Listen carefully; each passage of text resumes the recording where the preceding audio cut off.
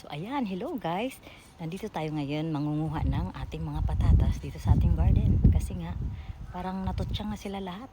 Pwede na yata natin to kuhanin. Sana nga marami tayong makuha. Kasi nga nung tinanim ko to sila, talagang parang walang laman. Talagang ugat-ugat lang talaga siya. So tinry natin, no? Kung makakuha ba tayo sa ating mga patatas. Ganyan na nga yung mga ano nila, oh. So, ganyan na nga yung mga pormahan nila, nangatutsang na dahil sa hangin, malakas yung hangin dito. So gusto kong kuhanin to silang lahat. Kung pwede na yata to kahit maliliit pa kasi lalagyan natin ng ganyan. Ayan oh, kamote, ayan. Violet yan siya lahat. So yung doon naman na kamote area is mga yellow.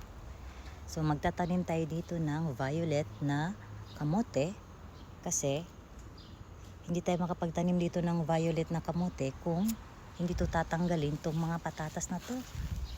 So samahan niyo akong magkalkal ng ating mga pachachas. Ayan. So ito na nga, titingnan natin kung may makuha ba tayong patatas dito. Kasi alam ko nung tinanim ko to, hindi man to mga ano yung... Ayan! In fairness! Oh, nakaisa na tayo ha? Oh, ayan pa! Uy, wow, gwapa man.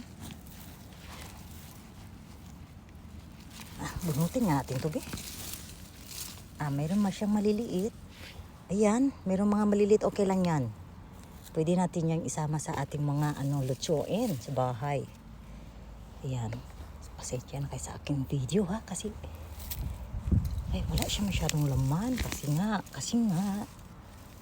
nga, ayan. Ayan, may dalawa tayong nakikuha pa na naman. O, ayan. Ayan.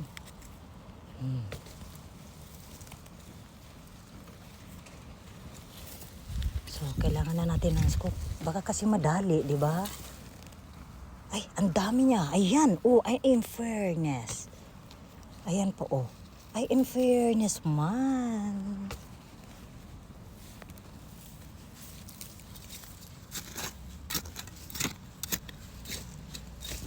Ay, ayan pa, oh. Sabi ko na nga ba, eh. So, ito yung nakuha natin sa isang puno, no? So, ilang puno din to. Ayan. Ayan pa. Ayan. Ayan. Madami yan. So, mamaya na akong mag-video ulit. So, ito lang muna yung nakuha natin sa isang puno. Madami-dami din sa isang puno, no? So, i-continue natin to mamaya. So, magkalkal na muna ako ng ating mga patatas dito sa bahay. So, ayan. Tapos na tayong nagbungkal.